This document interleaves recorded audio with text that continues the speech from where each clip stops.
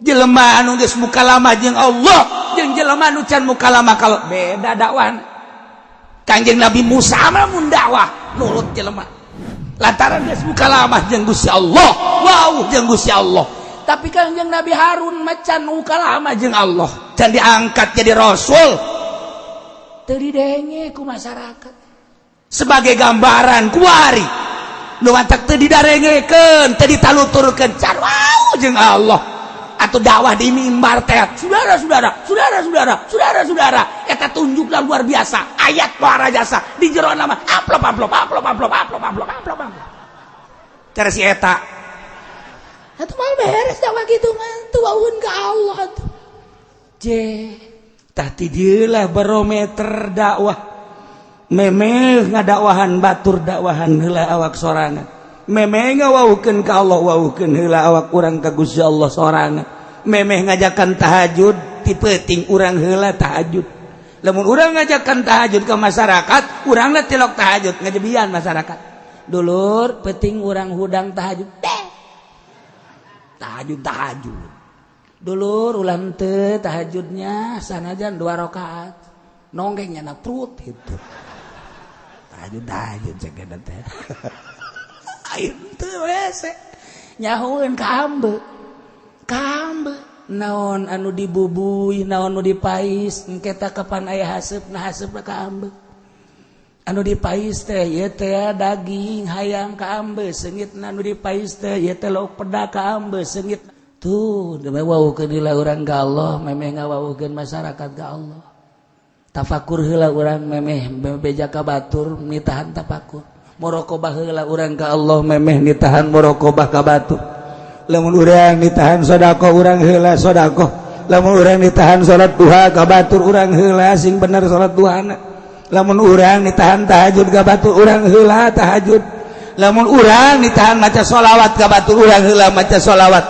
nu mantak batur ka urang dararatang menta ijazah sholawat ka ambe irung batinnyana urang teh sok maca sholawat nu mantak batur hayang ijazah dikir ka urang ka ambe ku irung batinnyana urang teh sok dikir lamun urangna tilok baca sholawat dibere ge ya dulur kula ngaijazahan sholawat sia bae baca bego nitah-nitah ka aing sia bae heula tuh masyarakat ge kos kitu hasem ka ambeun ini urang di ngaijazahkeun batur set ijazah bae dicokot bae suratna dipegang bae moal kunaon mah teu percaya aing tuh masyaallah ku gagahna Kangjeng Nabi Musa alaihi salam sehingga kehebatan Kangjeng Nabi Musa nu tadi didongengkeun pohara maka kaleuleyan Kangjeng Nabi Harun pohara jasa sakitu dimarahan ku Kangjeng Nabi Musa Kangjeng Nabi Harun tetap tenang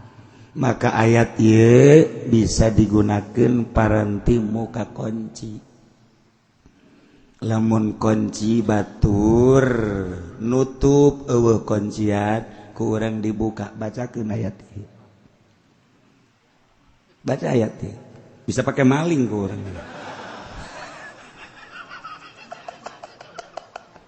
sebab Kangjeng Nabi Musa leuleuy ku Kangjeng Nabi Harun sakitu Kangjeng Nabi Musa gagahna luar biasa malakal maut bege elek tapi ku Kangjeng Nabi Harun dinasehatan leuleus Kangjeng Nabi Musa melu Kangjeng Nabi Musa ka Kangjeng Nabi Harun ayat ieu bisa pakai muka kunci lantaran sagagah-gagahna Kangjeng Nabi Musa ku ayat ieu leuleus sangonci-ngoncina kunci dibuka ku ayat ieu ngejepret sorangan di mana mimitina ieu mun aya kunci cekel kuncina bacakeun ayat ieu qala binna umma innal qauma istad'afuni wa kadu yaqtulunani fala tusmit biyal a'da wa la taj'alni ma'al qaumil zalimin tiupkeun fa ujianana nyantel bae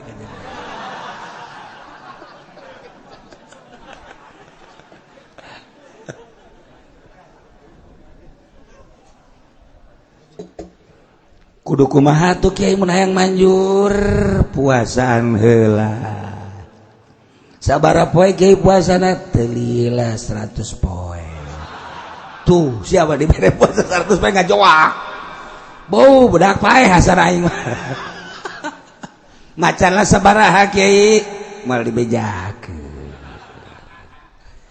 Tetep kudu aya riyadhah khusus ngan ieu menyaritakeun ayat ieu bisa digunakeun paranti muka kunci. Ke mun deuk perang karak diturunkeun. Can perang moal bisa. Maksudna muka kunci naon? Lamun aya senjata Amerika anu ngonci nu mantap kuari dardur senjata Amerika bisa dikunci kuncina bisa dibuka ku ayat ieu. Di Baghdad hareraneun orang Amerika dikunci kunci-kuncina make remote makanya mukana ge tapi bisa dibuka make ayat ieu. Kagetin orang Amerika kaget ieu tah ayat ieu mantap loba nu asup Islam. Panglima Amerika asup Islam lantaran naon ketika manehanana neundeun satu senjata dikunci nu mukana kudu make remote ternyata bisa dibuka bisa dicokot ku tentara Irak. Nyana dirinya menyelidiki, setelah menyelidiki ternyata kekuatan ayat ini asup Islam kan. Loba teng baja nu lempang sorangan padahal dikunci ku Amerika. Dikunci teu bisa sembarangan. Bacakeun ayat ieu ku tentara Amerika, ku tentara Irak. Ghalabna umma innal qauma stad'afuni وكادوا يقتلونني فلا تشمت بي العداء ولا تجعلني مع القوم الظالمين. Muka trek ditumpakan ku tentara Irak.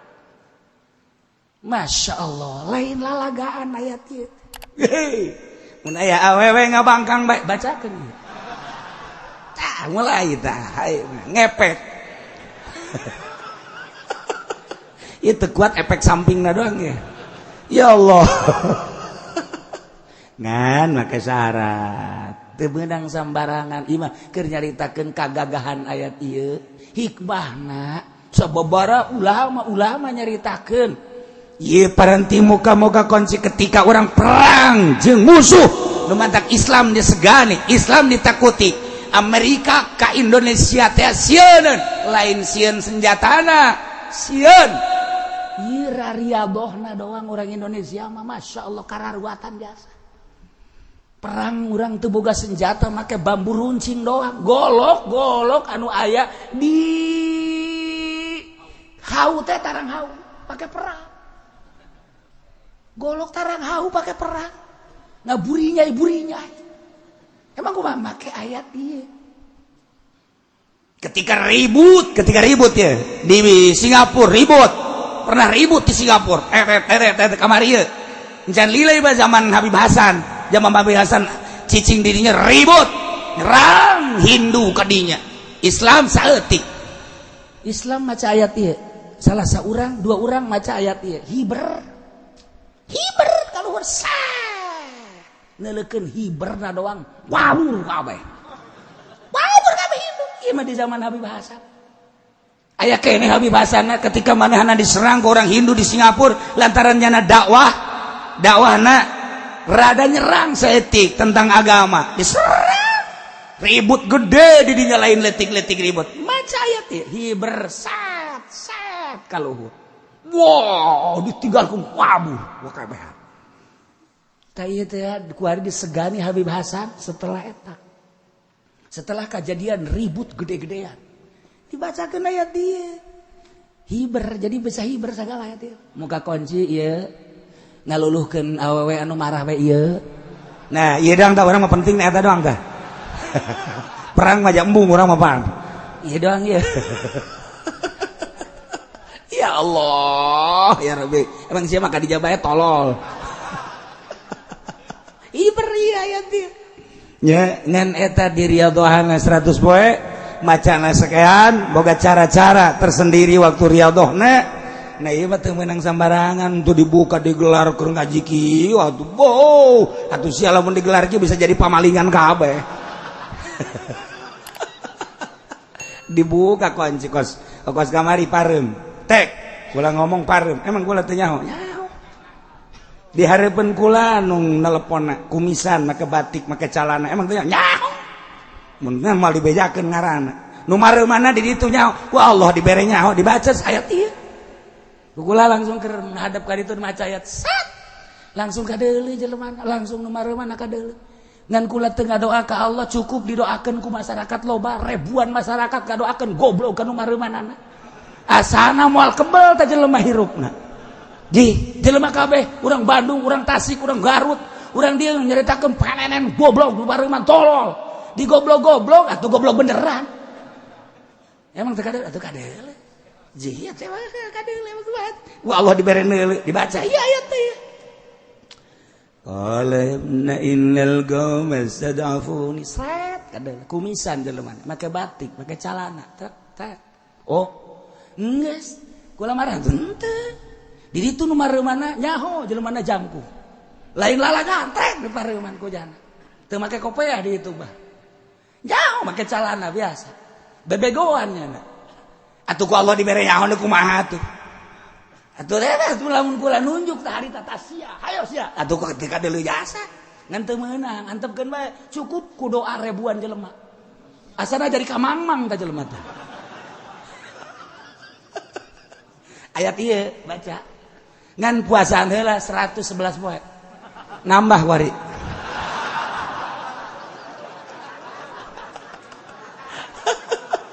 nambah wari 111 poe bahkan 113 poe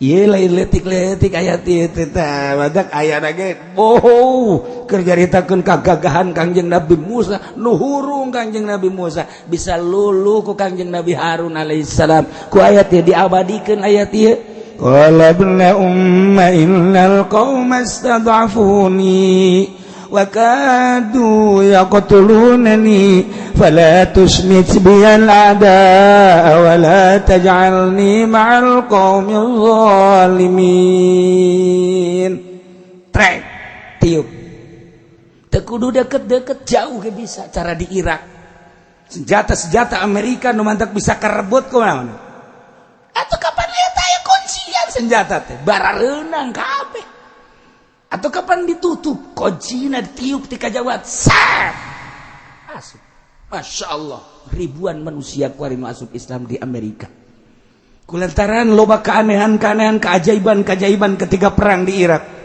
sanajan ayeuna di Suriah ngan hanjakalna di Suriah mah Islam jeung Islam Yaman Islam jeung Islam ISIS ieu dihanjakalkeun teh seperti ieu rada keanehan mah aya keanehan mah aya lamun jeung kafir nonjol jasa bakal lain lalagaan zaman urang baheula keur ngalawan Belanda pohara jasa keanehan-keanehanan ayat-ayat dibacakeun geus ente mah ulah mikiran riadoh ulah mikiran naon geus pokona perang datang ka kiai beres engke disuntikan naonan disuntikan peler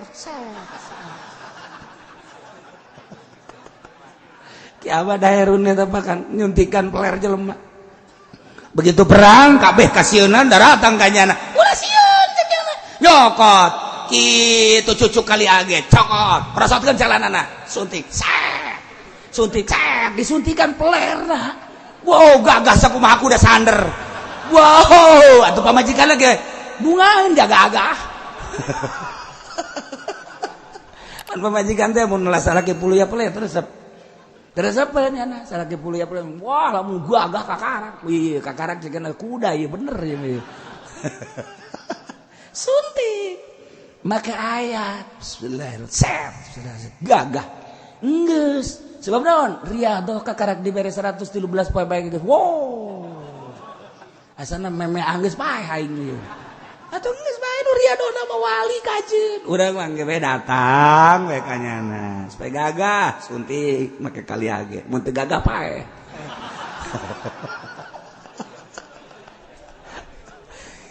keur nyaritakeun kagagahan ayat hikmahna ieu mah nu mantap kaistimewaan menonjol bagi jelema-jelema nu bisa ngagunakeunana lain lalagaan sararieun ka wali-wali Allah padahal wali Allah malaletik jeung para ruasa bae tapi dipake kasieun naonna doana emang kumaha ngan tilok ngadoa sambarang antapkeun bae heulana keun pasrahkeun ka Gusti Allah urang mah lamun boga doa nu manyur wae acak-acakan matak di nafsuna heula dieueuh-eueuhkeun karak manjur doa mah lamun make nafsu bae mah atuh moal manjur doa mah batu moal manjur doa beuh menang salah saeutik urang diomongkeun ku batur kesek sia kesek beneran urang didoakeun lamun aya kadenge batur ngomongkeun urang seburut sia bau sabeda kalapa hejo atuh moal beres atuh kos kitu mah moal aman atuh nafsu ngaranna ulah wali menteu sadaekna ngomongkeun goreng sadaekna pasrahkeun ka Allah jajak Allah ge awas ya ulah sambarangan ka wali aing lamun wali aing dihina ku sia teh kudu nyanana aing nu tandang cek Gusti Allah ndak wali mah geus nafsu sabodohan nyanana ke ku Allah dikutuk salat ye ulah sambarangan ka wali Allah ngan lamun wali geus ngadoa karak eta mah ngadoa anu di dieu ulah-ulah Syekh Nawawina minantu Syekh Nawawi Naji Hunta nu mantak aya mandeg dirinya tsunami gede teok jelema kabeh kaget parae asana ieu nyana nangtung dinya doa ka Allah mandeg doana ge lain Allahumma mandeg mantak aya kampung mandeg tuh jadi doa teh kudu Allahumma wow urang mah ngariung datang ka babudah hizib dipake hizib sakumaha deuk perang ngadoa ka eang-eang ilaruh eang anu ngariung mah teh kudu kos kitu angel ka menang berkat geus bae cara almarhum abah ngeunaheun abah mah ngariung urang diajak ngariung ku abah getap kunaon mang nyana mah babari jasa ngariung sakitu lobana ilah atur al-fatihah sahabat mau opat al-fatihah Syekh Abdul Qadir dia barengkeun kami al-fatihah geus beres baca qulu doa ge kandenge ku urang mantak bisa na murid-murid teh ngadengekeun abah gandeng maca doa Allahumma ya muhawwilal hauli wal hawil halana ala sanala adina fid dunya hasanah fil akhirati hasanah alhamdulillah rabbil alamin nah bagikeun berkatna beres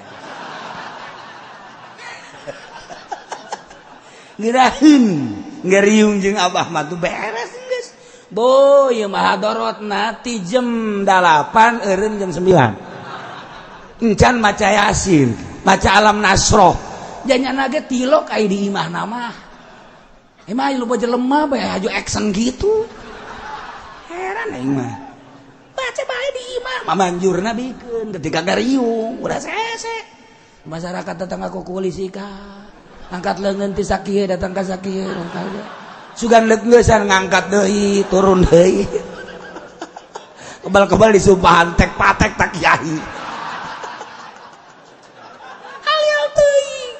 Masya Allah sorangan dek angel mah sorangan nah iya ayat lain lalagan mantak Kangjeng Nabi Musa ngadoa ka Gusti Allah qala rabbi firli wa li akhi wa adkhilna fi rahmatika wa anta arhamur rahimin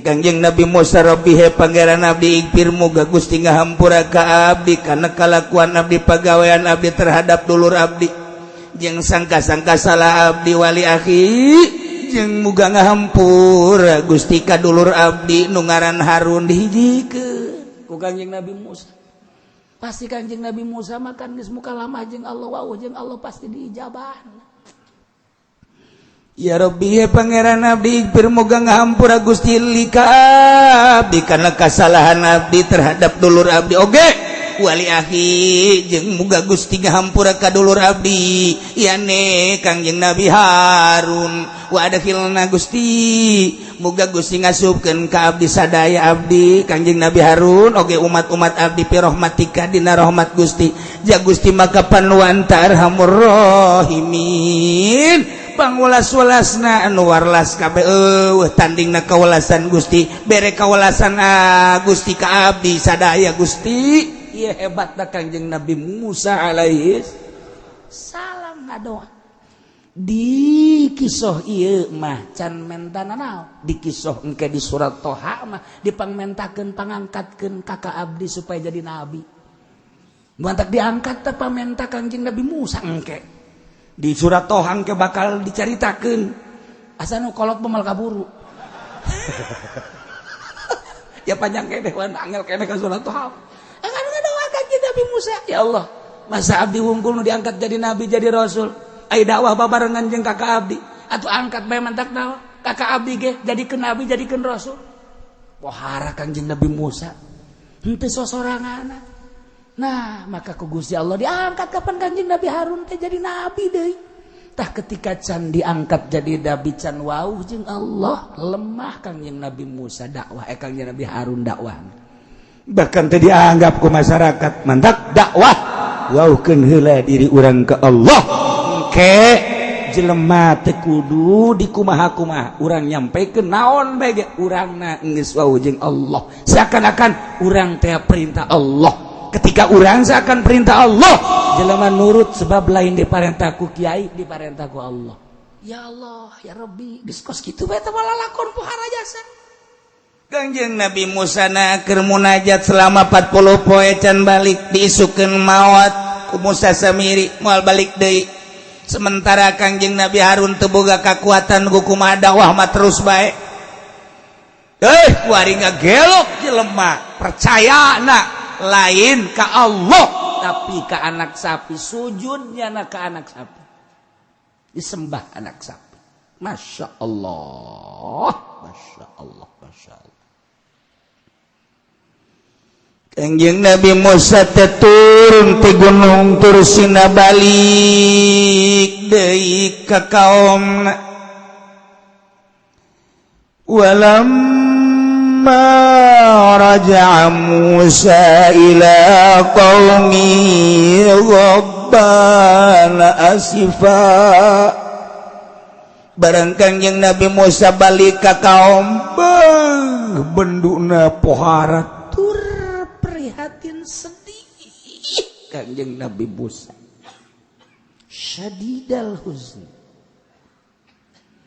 lantaran neuleuh kaum ibadah lain ka Allah nu tadina titah tauhidkeun ka Allah ibadah ka Allah kalawan ikhlas ibadah ulah aya unsur naon-naon kuari neuleuh kaum kabeh nyembah ka anak sapi Rabbana asifa bendu Kangjeng Nabi Musa prihatin sedih luar biasa nang hese beleke hese capek nu tadina perang jeung Firaun teh kapan dakwah teh dek Islamkeun setelah berangkat Kangjeng Nabi Musa dakwah tarung jeung Firaun menang Kangjeng Nabi Musa diudag ku Firaun memodar di lautan Kangjeng Nabi Musa beserta kaum selamat alhamdulillah iman ka Allah lain lalaga nang hese capek perang jeung Firaun masih kene karasa ku kaum teh perang jeung raja Firaun begitu ditinggalkan kuari malah boga pangeran anyar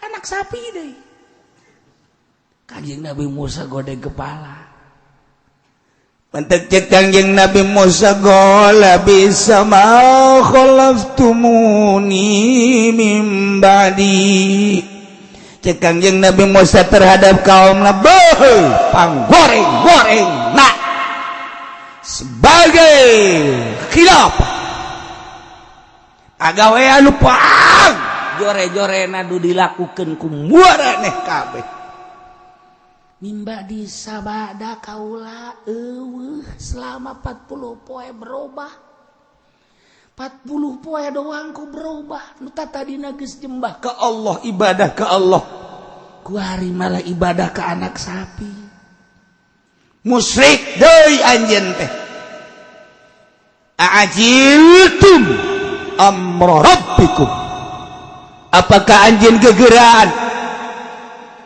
karena perintahan pangeran aranjeun kabeh gegeuraan bilu padahal Allah merentahkeun ka kaula sing hade umat maneh dipanggil heula ku kaula kula geus titip ka klancik kaula Kangjeng Nabi Harun jeung mana tepan kuku lagi titipan Kang Deka kok make jeung gegeraan sagala maneh neangan pangeran sehingga keluar tina parentah pangeran Allah Subhanahu wa taala godeg kepala Kangjeng Nabi Musa.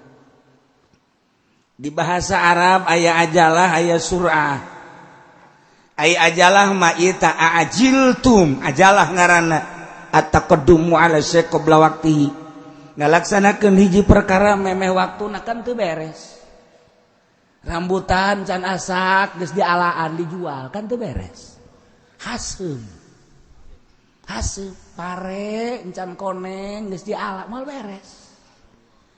beres memeh waktu geus diala cara kuari mah baheula mah urang mun meuli buah darmayu aramis lantaran diala kolot bahkan diala asak kuari mah ngora keneh geus diorag duit bae geus duit haseum meuli buah darmayu urang haseum meuli rambutan haseum lantaran memeh waktuna geus dilaksanakeun. Salat jam 12 dohor nyana jam setengah 12 geus salat.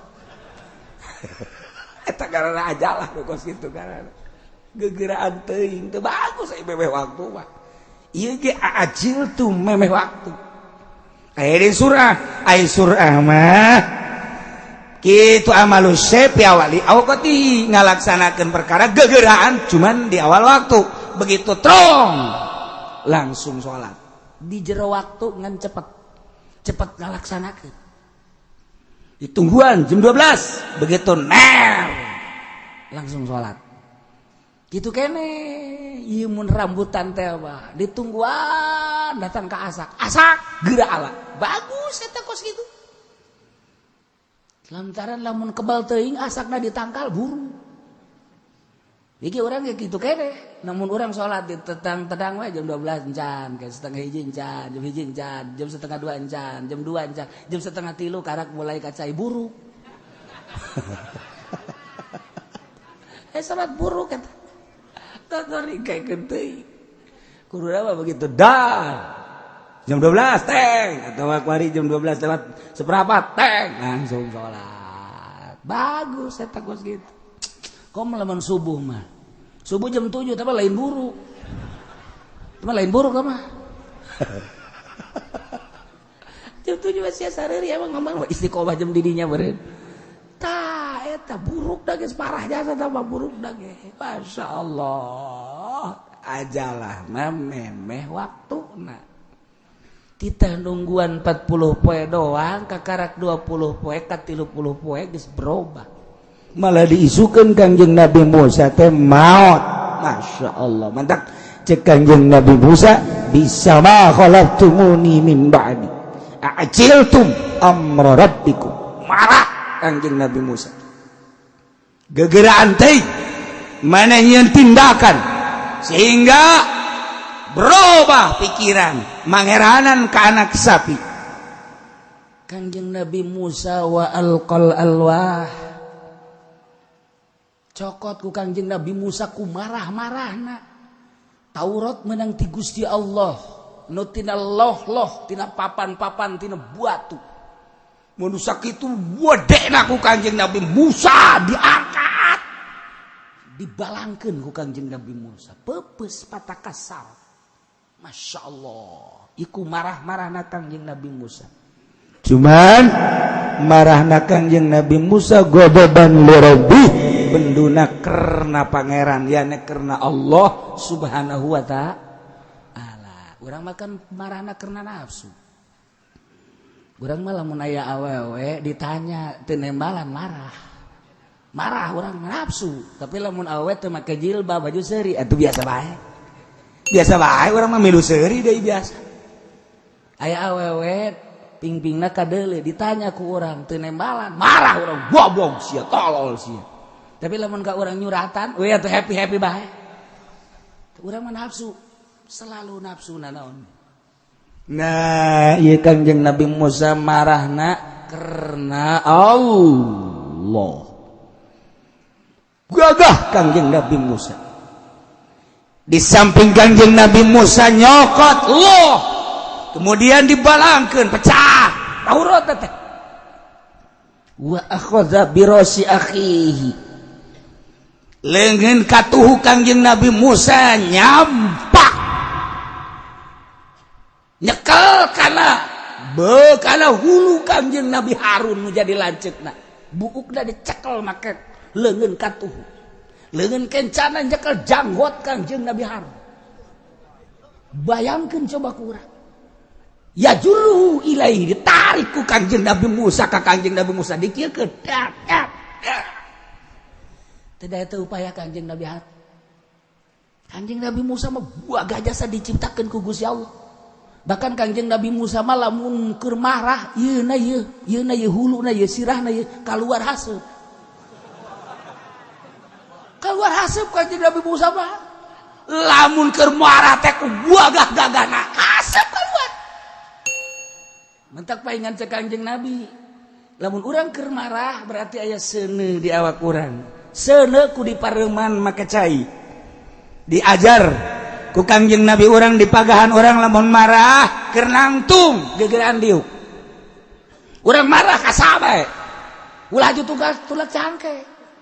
Setan di dieu wah oyak-oyagan. Hayo cak setan teh. Ulah. Tapi urang lamun keur marah diuk geura gitu. Rapi bakal. Marah urang eueuh. Lamun diuk masih kene ngageter kene marah be, berarti seuneu aya kene di jero hate urang. Urang ngedeng. Lamun ngedeng masih marah kene be mandi. Tiis. Bener kok Kangjeng Nabi dititah. Mandi. Sahabat praktek, begitu marah ka hiji jelema inget ka ucapan Kangjeng diuk. Diuk masih marah kene be ngedeng. Ngedeng masih marah kene be mandi. Eueuh. Marahna eueuh. Eueuh marahna tiis sebab seuneu antina adalah cai. Di awak urang aya seuneuan, pandian beres. Dibantak dina thariqah mah lamun peuting teh kan urang teh embung salat, urang teh embung wirid, aya setanan. Setan kan seuneu pandian. Dina thariqah mah kos kitu pandian, jebur bae was seuneu pareung cak setan tiris. Lompat setan, urang kan tirisan hees deui.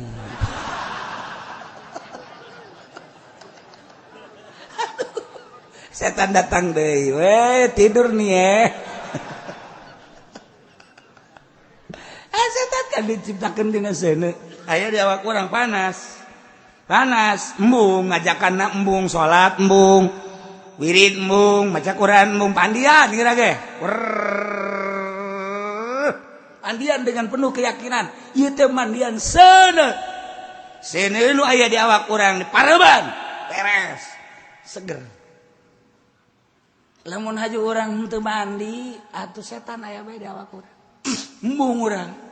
Atuh awak urang boga pikiran asana aing isuk gering ye. Boga pikiran mah aing di pandian kieu mah isukna gering. Sebab nuturkeun keyakinan urang gering.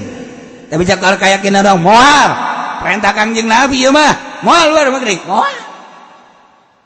Moal, urang geus direncanakeun sih. Dahar garoko hees atuh bener. Rencana urang teh bener. Tapi lamun aing dahar, terus dahar ngidup, ngarokok, salat. Moal. Tegep bae biasa, teu sesuai jeung rencana urang. Coba ge, pandian. Urang keur marah pandian. Tiis minimal wudu. Lamun urang marah langsung gegerean ngalaud. Urang marah ka pamajikan, ulah di layanan atuh pamajikan mah kaleng rombeng. Teu pamajikan luar mun di layanan mah kumaha gitu. Wah, atuh malah eureun-eureun terus bae. Nya ngahing-hing bae. Lamun can dibeulikeun kongkorong teu terus bae. Ka dapur kongkorong, ka tengah kongkorong, ka mana kongkorong. Ajupan. Hees ge can dibeulikeun kongkorong momorongkok. Tata ngomong we. Urang ngalah wudu bae, urang. Abe tiis.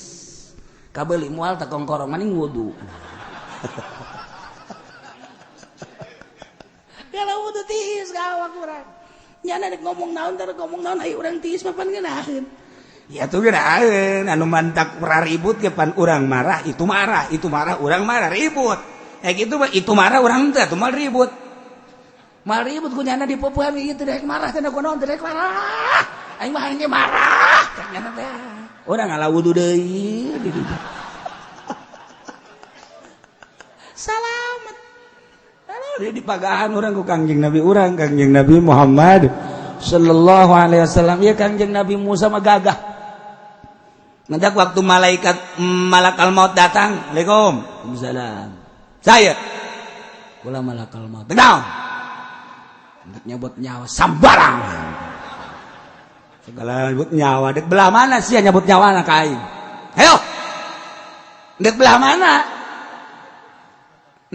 mana ayo melalui sungut aing geus muka lama jeung Allah melalui mata aing geus memandang karena mujizat Allah melalui ceuli aing geus ngadenge karena kalam Allah melalui suku aing teh akan berangkat menang Allah ka Gunung Tursina leungeun geus pernah dibere ku Gusti Allah Taurat dek udah mana sia nyambut nyawa ka aing hayo sia ku aing hayo ditonjok eta malakal maut ditonjok ku Kanjeng Nabi Musa sambarangan buta malakal maut waduh sekolah kalau ada karek mangi aing jelema koski cenah buat agak gading deh si jelema teh kacolongan Kanjeng Nabi Musa kacolongan kayak malakal maut bebeja ka Gusti Allah Gusti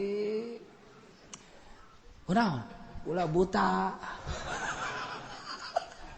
sia teh tina kunaon Gusti teh buta ku hamba Gusti ngaran Musa kula kacolongan cepet biasa sakjana teh bencana we hebat biasa teh mah lain besi teh mah lain Cimande teh mah Musa kilat beh ieu kula mal bisa nyabut nyawa kula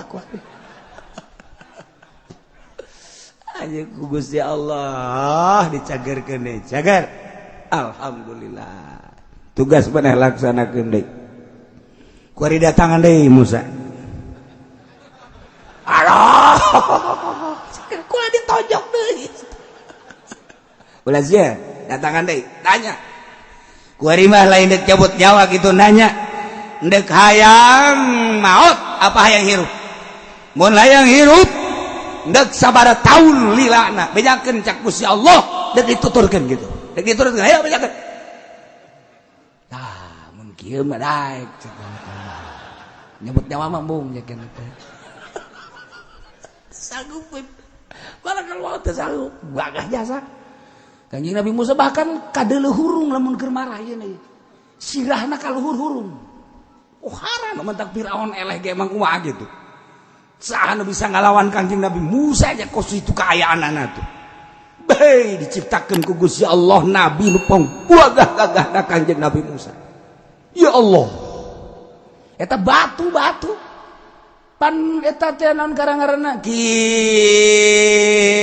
Taurat apan 7 meter panjangna batu 7 meter diangkat bae dibantingkeun marahnya nak marah-marahna peupeus Taurat nu aslina gagah jasa urang mah mawa batu eta bae ge kali hiji dong mun berat jasa ya Allah ya Kanjeng Nabi Musa 7 meter kebelah ditu diangkat ke serang ya Allah ya malakal maut datang deh Assalamualaikum salam maneh deui ayo kula maka dia kuari dek nanya ndek maut apa yang hirup wah yang baik dakwah Gusti Allah ngamanggakeun besi dek hirup mah bertaun titah cekel cenah sapi make dampal leungeun tepakeun ka sapi plek tah bulu sapi nu katutupan ku telapak tangan hitung sabaraha ribu sabaraha juta nah eta didinya umur maneh sakitu yuk lamun geus beak eta mah pae jadi pae keneh pae jadi bakal pae naon hirup ge cek jaga tuh engke pae kuari pae mending kuari jeung cek balakal mah kok kiamat sih ya asa-asa ada jambut nyawa beneran ya iya bener bedakeun ka Gusti Allah mun engke paeh kuari paeh mending kuari mun kitu mah engke teu paeh tah terus paeh terus datang ka surga bae geus mung paeh ai engke bakal paeh bagus beak ribuan tahun jutaan tahun eta teh dihitung misalnya 1 juta tahun engke na paeh keneh atuh mending kuari nanaonan laporkeun ka Gusti Allah laporan deui malakal maut Gusti naon jayang kuari bae cenah aya kuari bae tanya tuh hayu ulah ngalawan gitu ulah ngalawan wala kalot sieuneun ya Allah teh si jelema gagah-gagah teh pohara wala kalot datang deui ka dieu Waalaikumsalam aya kuari bae tuh geura masang deuker kumaha geura masang deuker nangkarak atau nantung ruku sujud lah sakjana sarua bae nangkara Kangjeng Nabi Musa cabut nyawa langsung mau tiku gagahna Kangjeng Nabi Musa boro-boro setan malakal maut ditojok ku yana lain lalagan tanda kagagahan Kangjeng Nabi Musa lamun keur marah ieu na hurung ka luhur hasep ka deuleu mah ku sarerea ka deuleu eueuh nu andi nu mantap ketika Kangjeng Nabi Harun dicekel rambutna ku leungeun katuh janggotna Kangjeng Nabi Harun dicekel make leungeun kenca ditarik di ka Kangjeng Nabi Musa keundikeun ya Nabi Harun teu daya teu paya cicing Kangjeng Nabi Harun ya jurruhu ilaihi gotoban pahara Kangjeng Nabi Musa can nyaho ieu teh alasan-alasanan Kangjeng Nabi Harun nyarita qalabna ummi cek Kangjeng Nabi Harun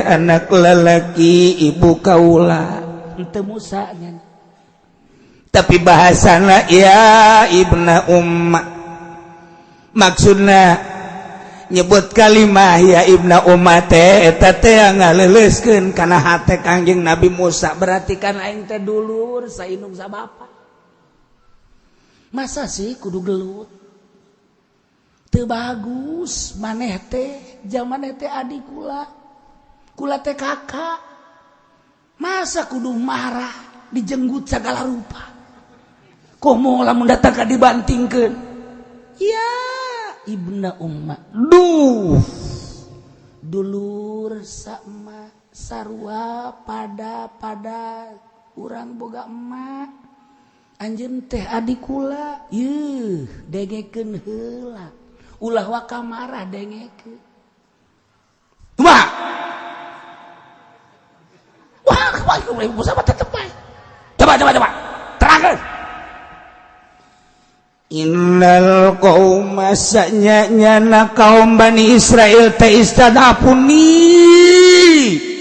nganggap lemah ka kaula kula dakwah bareng itu Musa Samiri di dieu kula Musa Samiri ngajakan ibadah ka pedet anak sapi kula ngajakan ka Allah terus unggal poe berang saberang peting sapeting selama 40 poe teh kitu bae tetapi na istana puli kaum teu nganggap ka kaula Harun ulah direne sapira si Harun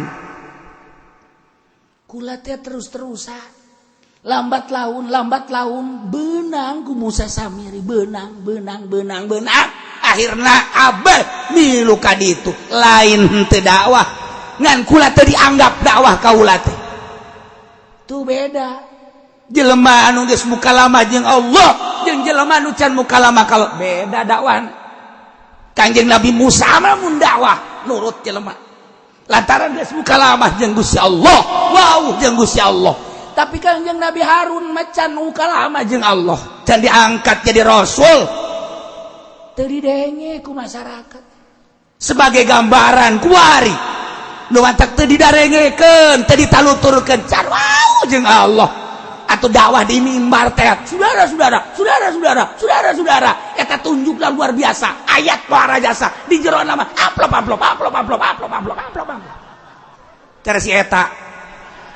Atuh mal beres dakwah kitu mah tuaun ka Allah atuh. Diundang kuno sugih giat, diundang kuno susah alasan muriang. Nuk mah aja Pak. Dibere amplop nang bodeh maca kutub robanina ge sabelah poe. Diundang be kuno susah. Aduh, udah geus aya undangan deui cek cenah ka Cigaraksa. Nuk mah aja eta. Mal beres tanu kos gara itu mah dakwah teu wauh ka Allah. Moal sok terangkeun Al-Qur'an tapi maksudna di jero hatena dunia datang ka anu ngadengekeun bae ge. Jauh moal. Dituturkeun ku masyarakat moal. Boro-boro masyarakat jauh masyarakat deukeut moal nuturkeun. Ku sabab naon? Can wauh jeung Allah. Cak masyarakat dasar wajeng aing tah mah. Beda saeutik doang. Nya pinter ngomong doang. Moal ditaluturkeun ku masyarakat tah contoh Kangjeng Nabi Harun.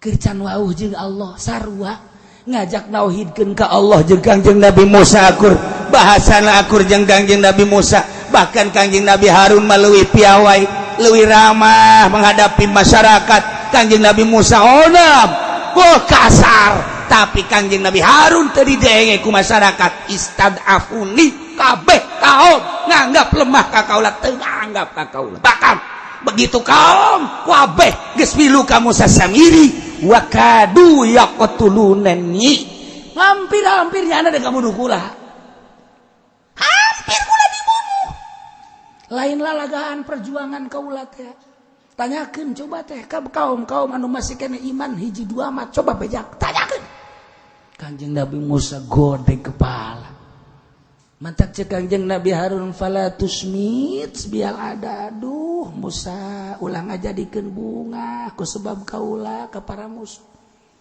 lamun kadenge urang ribut musuh meureunnan seuri lamun kadenge urang teh galungan meureun musuh teh meureun seseurian ogos ku ari negara Islam jeung negara Islam teh ribut atukan kafir seseurian geus puguh Baghdad hancur geus puguh Turki hancur, puguh Suriah hancur, tambah deui Yaman hancur, kuari Saudi Arabia hampir-hampir. Sakedeung deui perebut jabatan negara Islam keur diacak-acak. Dipilih deui terus Suriah terus-terusan. Geus sabaraha ribu masyarakat nu paeh. Geus puguh di Baghdad. Terus di Yaman. Terus kuari menuju Saudi Arabia, Makkah. Kan kafir seserian Islam jeung Islam ribut seserian nah ieu ge fala tusmit bial ada Musa umat ulah ngajadikeun bunga ka musuh ku sebab gara-gara ieu urang masing damai bae wala taj'alni ma'al qaumi zalimin ulah ngajadikeun anjeun ka kaula ma'al qaumi zalimin serta kaum nu zalim ka ulah dianggap kaula teh ieu babarengan jeung kaum nu zalim ulah nahanan luar biasa andai kata deuk disiksa menta ka Gusti Allah ulah dihijikeun jeung jelema-jelema itu jak ulah mah tetep dakwah teh barang penting terus bae Kangjeng Nabi Musa ngalengis ka Gusti Allah setelah Kangjeng Nabi Musa nyaho karena perjuangan Kangjeng Nabi Harun teh horenganan teu lalawara setelah ku Kangjeng Nabi Musa ditaliti horenganan Kangjeng Nabi Harun teh teu lalagaan dakwah teh pohara pisan ngan dakwahna teu dianggap ku kaumna bahkan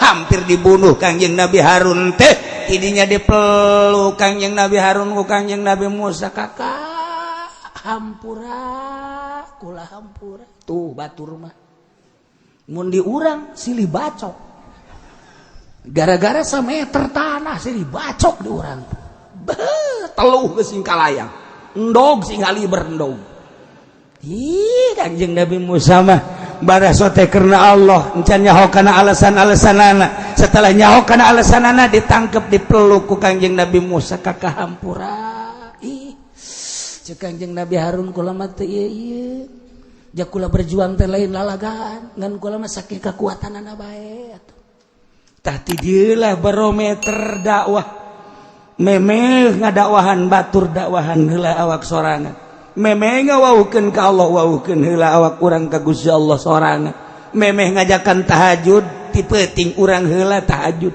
Lamun urang ngajakan tahajud ke masyarakat, urangna tilok tahajud ngajebian masyarakat. Dulur peuting urang hudang tahajud. Tahajud. Dulur ulah teu tahajudnya sanajan 2 rakaat. Nonggengnya na prut gitu. Tahajud ceuk eta teh. Ayeuna teu wese. Nyahoeun ka ambe. Naon anu dibubuy, naon anu dipais, engke ta kapan aya haseupna ka ambe. Anu dipais teh ieu teh daging hayam ka ambe, seungitna anu dipais teh ieu teh lauk peda ka ambe, seungitna nu dipais tai ucing. Ka ambe haseupna. Haseum cek masyarakat. Sarua manusia ge dakwah haseum teh ucing ge mah ye. Anu dakwah saudara-saudara sekalian, hati-hati kita harus mencintai agama. Hati-hati kita harus mencintai fakir miskin, tapi ka ambeuna haseum. Ku masyarakat haseum, ka ambeuna haseum. Sebab naon nyanana henteu. Nyanana henteu haseum bae teh ucing ieu mah nu kos kieu mah. Tuh, demi waukeun heula urang ka Allah, memeh ngawaukeun masyarakat ka Allah. Tafakur heula urang memeh beja ka batur nitahan tafakur. Muraqabah heula urang ka Allah, memeh nitahan muraqabah ka batur. Lamun urang nitahan sedekah urang heula sedekah. Lamun urang nitahan salat duha ka batur urang heula sing bener salat duhana. Lamun urang nitahan tahajud ka batur urang heula tahajud. Lamun urang nitahan maca sholawat ka batur urang heula maca sholawat. Nu mantak batur ka urang dararatang menta ijazah sholawat ka ambe irung batinnyana urang kesok maca sholawat. Nu mantak batur hayang ijazah dikir ka urang ka ambe ku irung batinnyana urang kesok dikir. Lamun urangna tilok baca sholawat dibere ge ya dulur kula ngaijazahan sholawat sia bae baca bego nita-nita ka aing. Sia bae heula tuh masyarakat dia kos kitu haseum ka ambeuna. Ini urang di ngaijazahkeun batur set ijazah bae dicokot bae suratna dipegang bae moal kunaon mah teu percaya aing. Tuh masyaallah ku gagahna Kangjeng Nabi Musa alaihi salam sehingga kehebatan Kangjeng Nabi Musa nu tadi didongengkeun pohara maka kaleleyan Kangjeng Nabi Harun pohara jasa. Sakitu dimarahan ku Kangjeng Nabi Musa, Kangjeng Nabi Harun tetap tenang. Maka ayat ieu bisa digunakeun paranti muka kunci. Lamun kunci batur nutup eueuh kuncian ku urang dibuka bacakeun ayat ieu. Baca ayat ieu. Bisa pakai maling ku urang.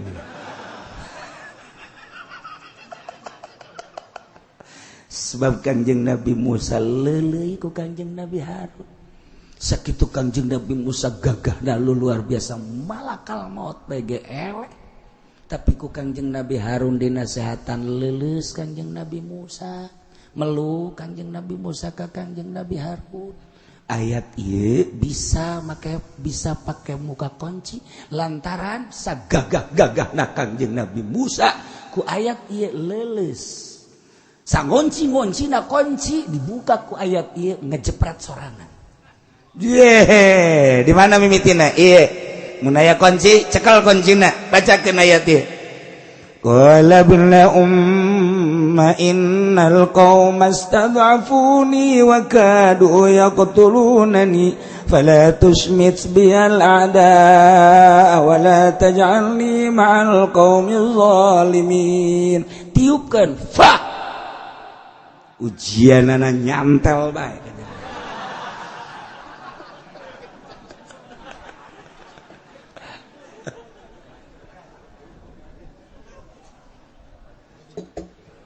Kudu kumaha tuh Kiai mun hayang manjur puasaan heula.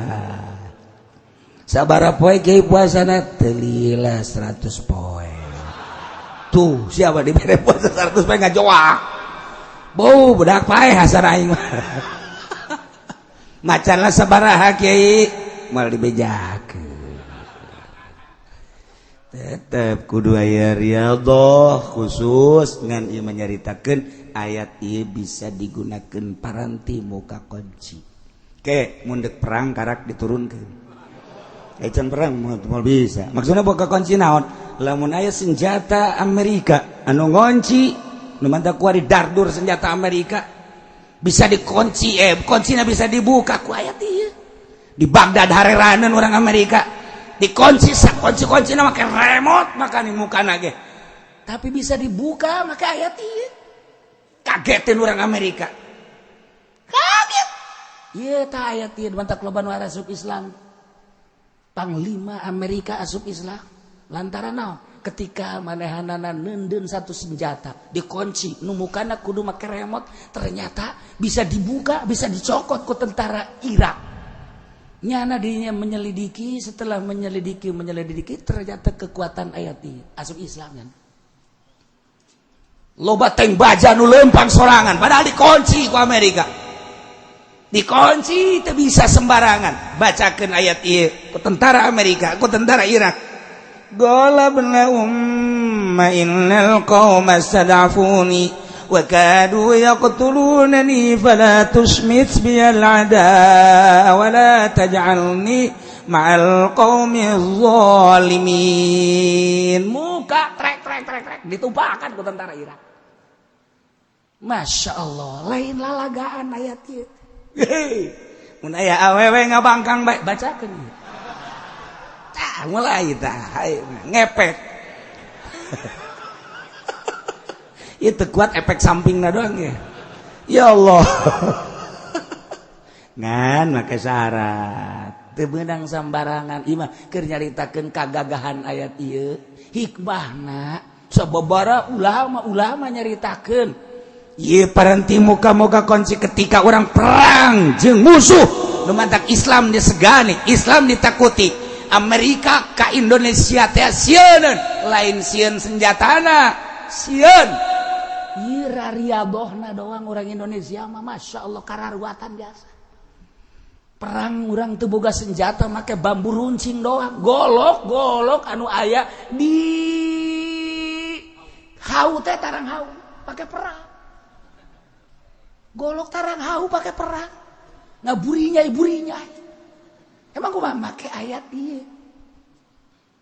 ketika ribut ya di Singapura pernah ribut di Singapura kamari ieu encan lilai ba zaman Habib Hasan cicing dirinya ribut nyerang Hindu kadinya Islam saeutik Islam maca ayat ieu salah saurang dua urang maca ayat ieu hiber kaluhur neulekeun hiberna doang wawur kabeh Hindu ieu mah di zaman Habib Hasan aya kene Habib Hasan ketika manehna diserang ke orang Hindu di Singapura lantaran nyana dakwahna rada nyerang saeutik tentang agama diserang ribut gede di dinya lain letik ribut maca ayat ieu hiber sat kaluhur wow ditinggalkeun wabur kabeh tah ieu teh kuari disegani Habib Hasan setelah kejadian ribut gede-gedean dibacakeun ayat dia hiber jadi bisa hiber sagala ayat dia muka kunci ieu ngaluluhkeun awewe anu marah we ieu nah ieu doang tah urang mah penting eta doang tah perang mah embung urang mah paham ieu doang ieu ya Allah ya Rabbi emang sia mah ka dijabae tolol hiber ieu ayat dia nya ngan eta di riyadhahna 100 poe macana sekean boga cara-cara tersendiri waktu riyadhahna nah ieu mah teu meunang sambarangan untuk dibuka digelar keur ngaji kieu atuh sia lamun digelar kieu bisa jadi pamalingan kabeh dibuka kunci kos kamari pareum tek kula ngomong pareum emang kula teu nyaho di hareupeun kula nu neleponna kumisan make batik make calana emang teu nyaho mun mal dibejakeun ngaranna nu mareumana di ditu nyaho wah Allah dibere nyaho dibaca ayat ieu kula langsung keur hadap ka ditu maca ayat sat langsung kadeuleu jelema langsung nu mareuman kadeuleu ngan kula teu ngadoa ka Allah cukup didoakeun ku masyarakat loba ribuan masyarakat ngadoakeun goblok ka nu mareumanana asana moal kebal ta jelema hirupna ji jelema kabeh urang Bandung urang Tasik urang Garut urang dieu nyaritakeun panenen goblok nu mareuman tolol di goblok-goblok atuh goblok beneran emang teu kadeuleu atuh kadeuleu ji teh kadeuleu kuat wa Allah dibere neuleu dibaca ieu ayat teh qala inna innal qauma istad'afuni sret kadeuleu kumisan jelema make batik make calana tek oh geus kula marah henteu di ditu nu mareumanna nyaho jelemana jangku lain lalagan trek di pareuman ku jana teu make kopiah di ditu mah nyaho make calana biasa bebegoan nya atuh ku Allah dibere nyaho kumaha tuh atuh teh lamun kula nunjuk tah harita tasia hayo sia atuh ketika deuleu jasa ngan teu meunang antepkeun bae cukup ku doa ribuan jelema asana jadi kamangmang tah jelema teh ayat ieu baca ngan puasaan heula 111 poe nambah wari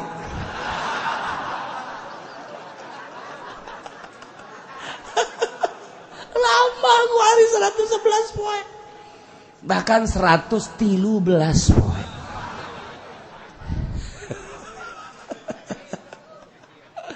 Ieu lain letik-letik ayat ieu teh badak ayana ge boh keur caritakeun kagagahan Kangjeng Nabi Musa nu hurung Kangjeng Nabi Musa bisa luluh ku Kangjeng Nabi Harun alaihissalam ku ayat ieu diabadikeun ayat ieu qala ibna umma innal qauma istad'afuni وكادوا يقتلونني فلا تشمت بي الأعداء ولا تجعلني مع القوم الظالمين trek tiup teu kudu deket-deket jauh ge bisa cara di Irak senjata-senjata Amerika nu mantak bisa karebut kunaon atuh kapan lihat aya kuncian senjata teh barareunang kabeh atau kapan ditutup kojina ditiup ti kajawat sat asup Masya Allah ribuan manusia kuarinu asup Islam di Amerika kulantaran loba keanehan-keanehan keajaiban-keajaiban ketika perang di Irak sanajan ayeuna di Suriah ngan hanjakalna di Suriah mah Islam jeung Islam Yaman Islam jeung Islam ISIS ieu dihanjakalkeun teh seperti ieu rada keanehan mah aya keanehan mah aya lamun jeung kafir nonjol jasa bakal lain lalagaan zaman urang baheula keur ngalawan Belanda wah jasa keanehan-keanehanan ayat-ayat dibacakeun geus ente mah ulah mikiran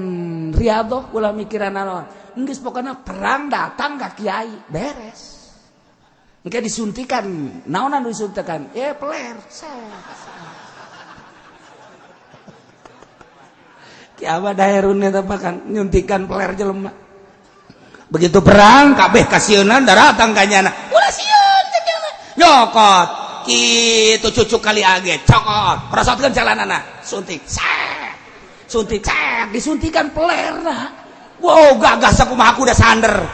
Wow atuh pamajikanna ge bungaeun jaga-agah. Pan pamajikan teh mun lasalake puluh ya peler terus apa nya na salaki puluh ya peler wah lamun gua agak kakarak wih kakarak cenah kuda ieu bener ieu suntik make ayat bismillahirrahmanirrahim gagah geus sebab naon riadoh kakarak dibere 113 poe bae geus wow asana meme anggeus bae aing ieu atuh geus bae nu riadona mah wali kajeun urang mah ge datang we ka nyana supaya gagah suntik make kali age mun teu gagah pae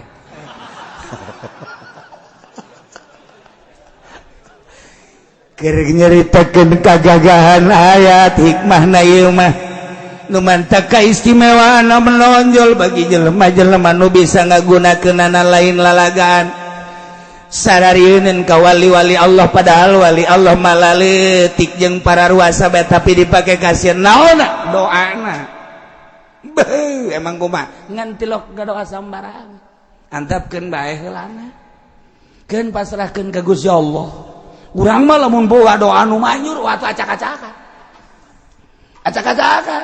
mantap di nafsuna heula dieueuh-eueuhkeun karak manjur doa mah lamun make nafsu bae mah atuh moal manjur doa mah batu moal manjur doa beuh teu meunang salah saeutik urang diomongkeun ku batur kesek sia kesek beneran urang didoakeun lamun aya kadenge batur ngomongkeun urang seburut sia bau sabeda kalapa hejo atuh moal beres atuh kos kitu mah moal aman atuh nafsu ngaranna ulah wali menteu sadaekna ngomongkeun goreng sadaekna pasrahkeun ka Allah jajak Allah ge awas ya ulah sambarangan ka wali aing lamun wali aing dihina ku sia teh kudu nyanana aing nu tandang cek ku si Allah ndak wali mah geus nafsu sabodohan nya ke ku Allah dikutuk salat ye ulah sambarangan ka wali Allah ngan lamun wali geus ngadoa karak eta mah ngadoa anu di dieu ulah-ulah Syekh Nawawina minantu Syekh Nawawi Naji Hunta nu mantak aya mandeg dirinya tsunami gede teok jelema kabeh kaget parae asana ieu nyana nangtung dinya doa ka Allah mandeg doana ge lain Allahumma mandeg